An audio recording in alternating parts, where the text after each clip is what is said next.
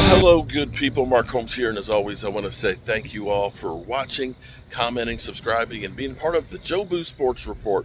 Without you guys, as well as you ladies, you know that this literally does not work. Hope everybody's having a great day.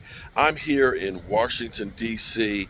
at the site of RFK Stadium, which is going to the ground. All we have left now is the skeleton of a stadium that literally used to put the fear in the opposition. I hated RFK Stadium, as well as the Washington Redskins, of course, being a lifelong Dallas Cowboy fan and growing up in Northern Virginia, seeing that stadium, because it was a multi-purpose stadium. It was actually a crown jewel when it was originally opened, because it was a baseball stadium as well as a football stadium. It was what was known as a cookie cutter stadium that would be able to be transformed to a baseball field, to a football field. And it had movable bleachers. When the Redskins were good, and they were good when I was in high school, it was a nightmare for me. That stadium, those bleachers would start rocking. I always wondered, is it possible that those things could break and fall apart? But they did.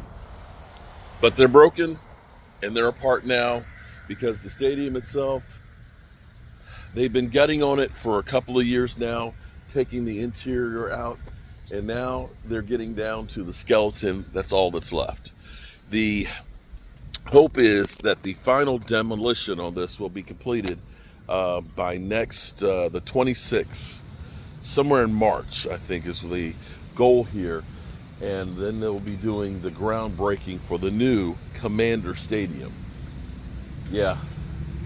Now, the thing about the stadium, I remember, of course, seeing Texas Stadium imploded and taken to the ground. Because we have the Anacostia River, because we're in Washington, D.C., they couldn't implode this. Of course, there was a lot of asbestos and a lot of toxic materials that were in this as part of the construction of it.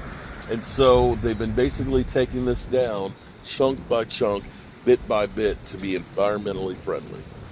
And I have to say, as much as I hate the Washington Redskins, and I hated the Washington Redskins of the 80s, I have to say I respect their team. I respected what they actually did. Didn't like it, hated it, but still had to respect greatness. And that's what Joe Gibbs did bring back to the Washington, D.C. area. And the Cowboys and the Redskins having some of the biggest fights in the history of the NFL took place right there. Roger Staubach, Ed Too Tall Jones, the Manster, going against guys like World Grant and Dexter Manley and Joe Theismann. It's sad in a way to see it go, but what's old becomes new again.